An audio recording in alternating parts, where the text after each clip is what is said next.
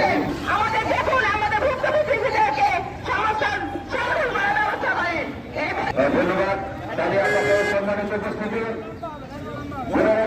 UNESCO কর্তৃক অবৈধভাবে আমাদেরকে জোরপূর্বক প্রিপেড মিটার চাপিয়ে দিচ্ছে এবং তারা অন্যায়ভাবে বিল আমাদের ওপর অবৈধ বিল চাপিয়ে দিচ্ছে।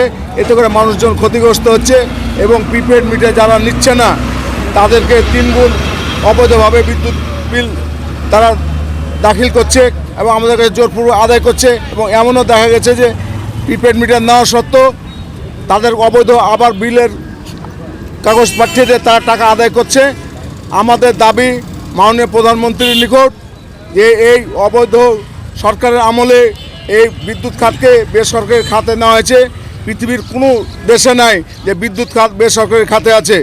সেখানে ফ্যাসিবাদ সরকারের যারা সুবিধাভোগী তারা এই নেস্কোর মালিক ছিল এবং তারা প্রকাশ্য বলে বেড়াচ্ছে যে আমরা বর্তমান সরকার এবং বিরোধী দলকে কিনে ফেলেছি, আমরা প্রত্যেকের বাড়িতে প্রিপেড মিটার করব এবং আমরা জোরপূর্বক চাঁদাবাজির মাধ্যমে অবৈধ টাকা আমরা ইনকাম করব।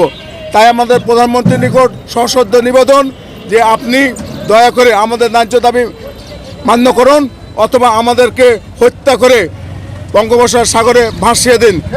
একটা নেসলে কোম্পানি, যে কোম্পানি আগে এক সময় এই ভারতবর্ষকে ইস্ট ইন্ডিয়া কোম্পানি দখল করেছিল, আবার এই নেসলে কোম্পানি আমাদের উপর অত্যাচার শুরু করেছে। সেই ইস্ট ইন্ডিয়া কোম্পানির কথা মনে করিয়ে দিচ্ছে আমাদেরকে, যে কোম্পানি আমাদের সারা ভারতবর্ষকে দখল করে নির্যাতন চালিয়েছে। এই নেসলে কোম্পানি সেই কোম্পানিতে সৃষ্টি হয়েছে। এর আগে আমরা 2 দফা মানববন্ধন করেছি।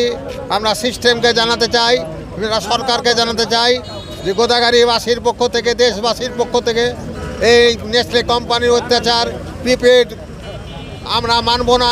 আমাদের একটাই, গোদাগাড়িবাসীর একটাই দাবি, একটাই দফা, প্রিপেড বন্ধ করবে। কখন নেসলে কোম্পানি বন্ধ হবে, এটাই আমাদের এক দফা, এক দাবি।